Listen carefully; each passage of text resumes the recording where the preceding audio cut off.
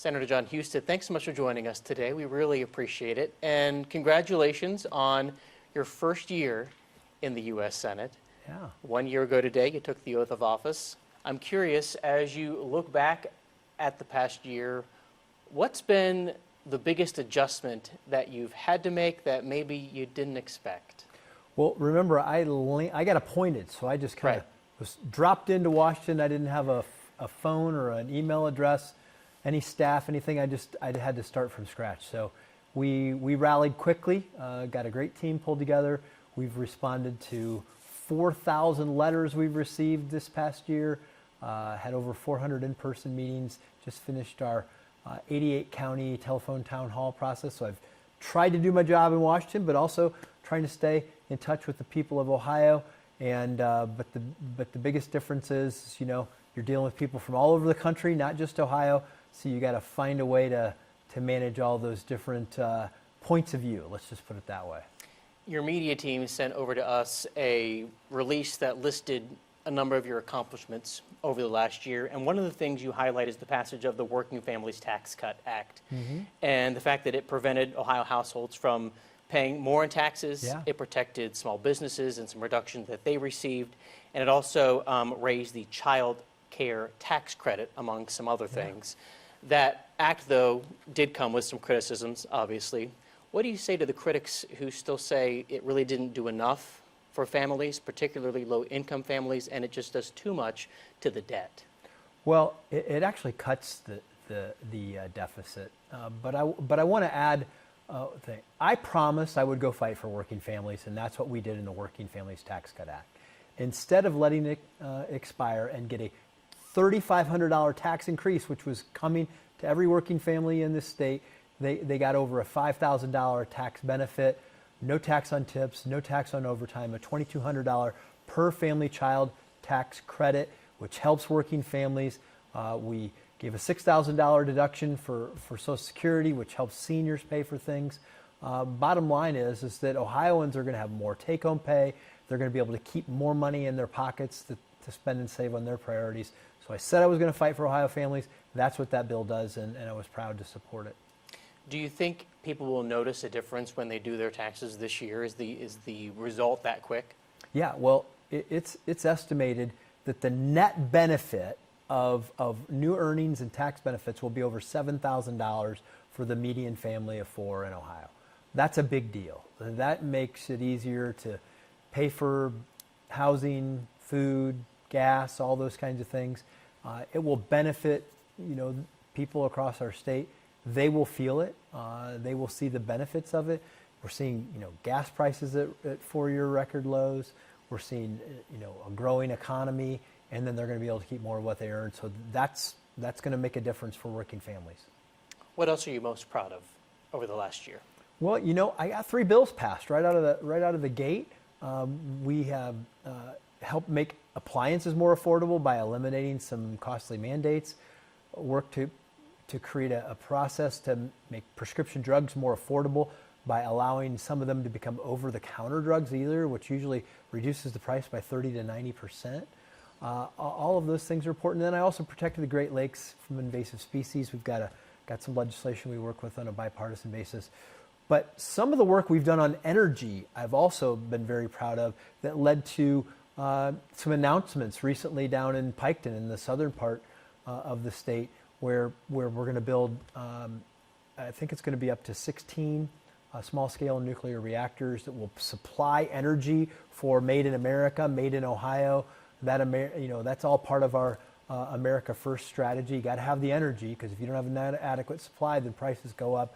We got to have the energy, and so for parts of rural Ohio, we're going to see a lot of new investment. That's 700 construction jobs that will take place over 10 years there. So things like that, putting people to work, letting them keep more of what they earn, that's what it's all about for me. So you've just had a year on the job, and now you're in the middle, or really the start of this election cycle and running to keep your seat. You're going to face Democrat Sherrod Brown come November. He has served 3 terms in the U.S. Senate. What do you think distinguishes you and your history, what you've brought to the Senate, compared to Senator Brown, and why should Ohioans send you back to Washington? Well, he was there for 32 years. I've been there for 1. I'm just trying to fix the problems he created. I'm an Ohio guy. He's a DC guy. I'm connected to the values of this state. I fight for those values. I think he is more closely representative of the coastal values of Washington, New York, and California. And so, that's the main difference. I represent a fresh approach in Washington. He's the same old, and the voters of Ohio will certainly also recognize that difference. I know it's early in this race, and you can say what you will about polling, but I looked at some numbers today, and it looks like it's shaping up to be a potentially very tight race. The Real Clear Politics average does have you up by a point at this point. Again, early. Mm-hmm. What do you plan to focus on in the year ahead? What's your message going to be to voters? Yeah. What's your main message? I've been focused on working families and trying to create more jobs, make life more affordable for them, help them earn more, help them keep more of what they earn, and reduce the prices of the things that are important to their daily lives. That's what I've always focused on.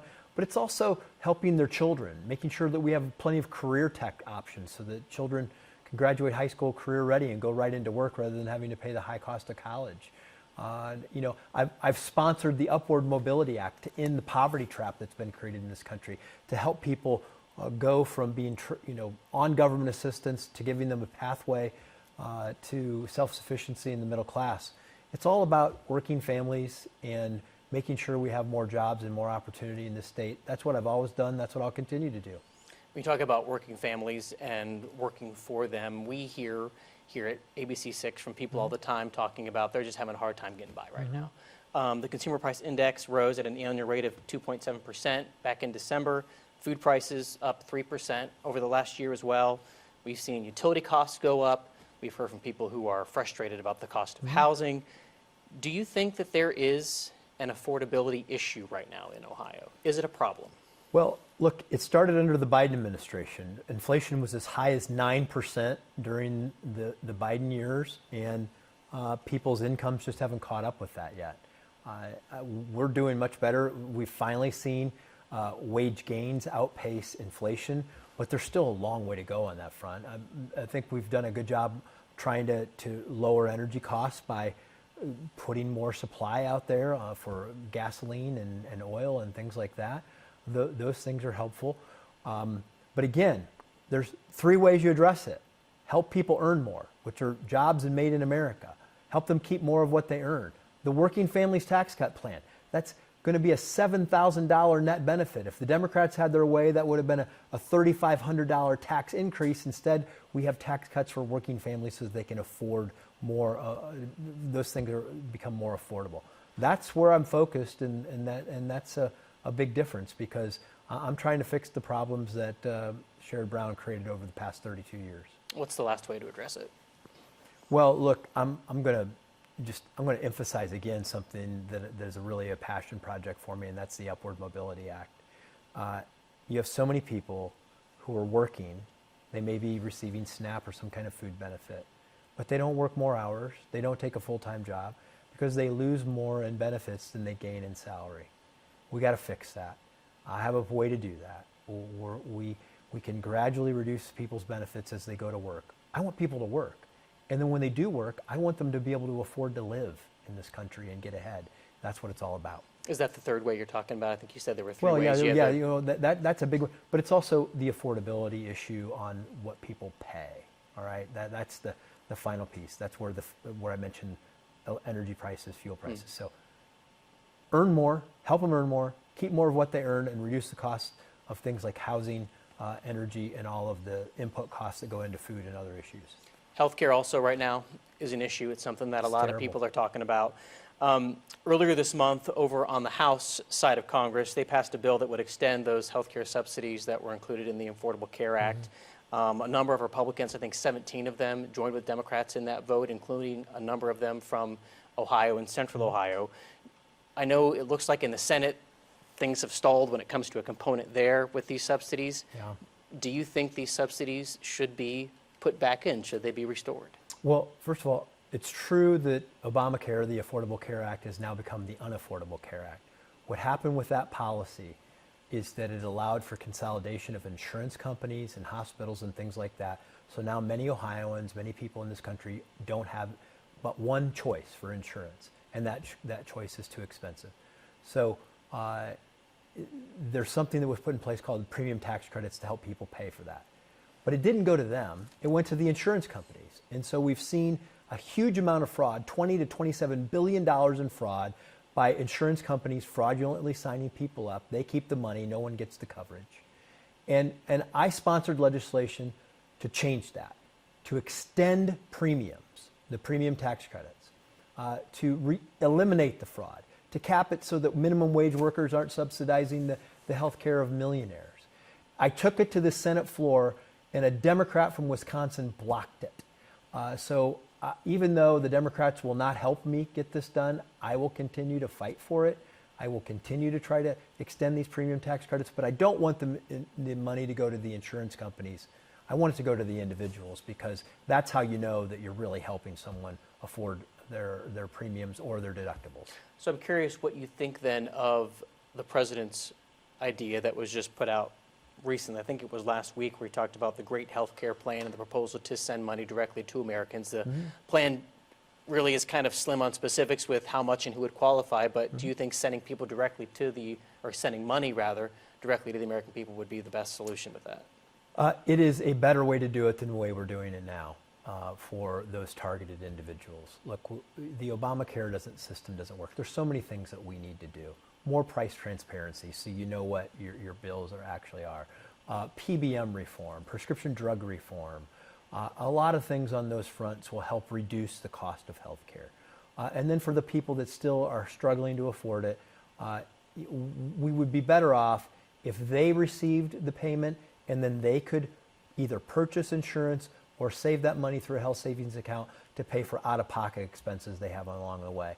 If you do those things in combination, more transparency so people actually know what the cost is, starting to force hospitals and insurance companies to compete, not give them monopoly status, and then give the money to the consumer so they can make choices, that will drive healthcare prices down. I want to talk about what has been kind of dominating the headlines a lot in the last couple of weeks, and that's the situation with ICE and these protests, namely obviously out in Minnesota, but we've seen them here in Columbus as well. ICE once was not viewed this way, but it really has become a divisive topic here in Columbus and across the country. I know you've been supportive of ICE in the past. Do you remain supportive of the administration and its focus on illegal immigration and these crackdowns? Well, let's get at the root of the problem that we're trying to solve. Under the Biden administration, and I was just at the border a couple of weeks ago meeting with Border Patrol agents. This is what they told me, that during the Biden administration, 10 to 15 million people came into this country. They were told to process them, not to vet them. So we have millions of people that were not properly vetted. They are committing crimes in this country illegally right now. ICE has the unenviable task of trying to track down the worst of the worst. In Minnesota, for example, 212 of their arrests are for murderers, child sex traffickers, drug dealers, people who are really committing crimes and human harm to American citizens in this nation. ICE has the responsibility to track them down, bring them to justice, and deport them. In states like Minnesota and in Minneapolis, you have governors and mayors who won't help bring these lawbreakers to justice. Instead, they create environments where people attack ICE officers, where they obstruct justice. And the bottom line is this: follow the law, enforce the rule of law. And now you're starting to see some changes in Minneapolis on that. They're starting to control the crowds. They're not trying to intervene in ICE operations. That will keep everybody safe. And by the way, if you dislike ICE, I respect your opinion. Voice your opinion. You have the First Amendment right to do that. And there are also court hearings for everybody that's detained. If you believe that there's somebody that's been detained, Governor Walz or the mayor of Minneapolis, Mayor Frey, then go to the court hearings and make your case. That's how the justice system works. You can't take justice into your own hands. These ICE agents have a very, very tough job. Do you think the administration should be doing more to get word out sooner about who is actually being put into custody and who ICE is going after. We hear all the time from the Department of Homeland Security, and the President mentioned yesterday there in the press briefing room about going after the worst of the worst, and I know you just said that as well. But for instance, here in Ohio, we had Operation Buckeye back in December. More than 280 people were arrested as part of that operation. We got a notice from Homeland Security that basically gave us the names and the charges and the photos of 10 people, again, who they say was the worst of the worst. But when we're talking about more than 280 people being taken into custody, if ICE is doing, in fact, that work, do you think the administration would benefit from, or should they be saying in a more transparent way sooner, here's who we took into custody, here are the charges, here's the history, because there seems to be a lack of transparency when it comes to that. I'm always for more transparency. Should have those facts, because and then we can. But everybody will have their day in court essentially to have these issues aired, and in those particular cases, you have people who oftentimes are harboring criminals, that are obstructing justice. There are people who have committed crimes and who are in this country illegally. So there's a long list of reasons that ICE might detain somebody, and I would like to know what those are, just like everybody else. One of the big topics also out in Minnesota has been this issue of alleged fraud at daycares and in other aspects as well. That has also come back here to Columbus. There have been allegations made about fraud at daycares here in Columbus and in the state. Governor DeWine has said there are safeguards, in place to prevent fraud in the state. I'm curious, based upon your time as Lieutenant Governor, you know the state, you know the setup. Do you think the safeguards Ohio has in place to prevent fraud are enough? Well, the one thing, and I would have your viewers know this, that the governor has put out a tip line that if anybody is aware of fraud, they should call that and report it, because if there is fraud going on, we need to address it, prosecute it, and hold people accountable. One of the fundamental differences between how Minnesota does things and Ohio does things is that Minnesota, in their publicly funded child care system, they do it based on enrollment. In Ohio, Ohio does it based on attendance. So you can see how if you just have a child in Minnesota that shows up on day one and they never come back, that it would be easy to commit fraud that way. Whereas in Ohio, you have to check that on a daily basis to make sure that the person was there. That was a rule that was allowed under the Biden administration that allowed people in places like Minnesota to rip us all off. Ohio did not go down that road, and I've asked the Trump administration to require that they eliminate that process for allowing people to get paid on enrollment, which they have done, and hopefully will stop this kind of fraud from happening again. But you can see how policies matter, leaders matter. The difference between how one state does it and another state does it can be the difference between massive fraud and isolated fraud. But if there is any fraud, I want it prosecuted. And I think everybody else agrees on that, because there's a lot of fraud going on in this country. Those premium tax credits that I talked about earlier, $20 to $27 billion of fraud of people illegally signed up for them. These are hard-earned tax dollars from people, and we can't allow them to be ripped off. And we need to put better safeguards in place so it doesn't happen. Turning the subject to institutional investors. The president yesterday signed an executive order that basically goes after Wall Street investors in an effort to keep them from buying up a bunch of individual homes and then doing it with them what they will. Do you think there should be a ban on institutional investing when it comes to housing in America? So I've expressed concerns about this in the past, because what happens is that we created a process in this country so that people would have tax advantages and other advantages to buy single-family homes. That was for the idea of home ownership, which is part of the foundation of the American dream. And I think the president has outlined something that can make sense, although it's a little more complicated about constitutionally how you outlaw people from owning things. But there is another way you can also address this at the state level, and we were talking about this before I left as lieutenant governor, is that these institutions get tax benefits, property tax benefits, like they are residential rather than commercial uses. If you tax them at the commercial rate, it would make them less profitable to own these companies, these houses, and then that would open and then we could sort of chase them out of Ohio and leave more of those homes for residential consumers. So there are a variety of ways that we can get at this. But the other reason is too many darn regulations. I'm trying to do regulatory reform at the national level, but we eliminated, when I was lieutenant governor, many state regulations. But at the local level, takes too long, too many regulations to build housing. That drives up the cost. Do you think institutionalized industries, companies coming in and buying single-family homes has led to problems with the housing market and having homes that are just too expensive for people to buy? At some level, it has to, because of the issue of supply and demand. We have to make sure that we do it in a way that is constitutional and legal to do it. But anytime we can make the rules of the game easier for residential customers to have access to supply, because look, this is supply and demand. If you have, and this goes back to immigration too.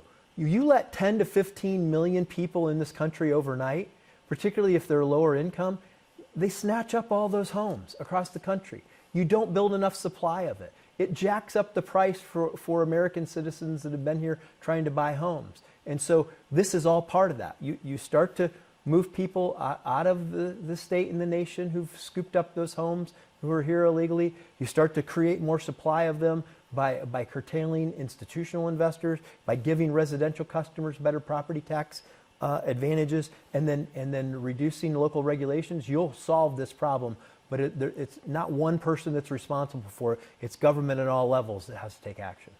This is something I've just been looking into today, so excuse me as I look down here. I'm not trying to be rude, but I just want to make sure I get this part right. So you're running against Sherrod Brown in the race for U.S. Senate. He was pushing a bill in 2023 that targeted institutional investors. He wanted to take away some tax breaks that they received if they owned a certain amount of homes in one community. It apparently received no Republican support at all.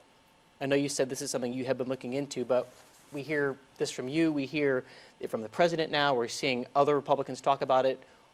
Why the change in the Republican Party in the stance on this and looking at this now as being something that needs to be addressed? Well, I don't know the details of all of that legislation, and I can't speak to whether it's the same or whether it's not the same.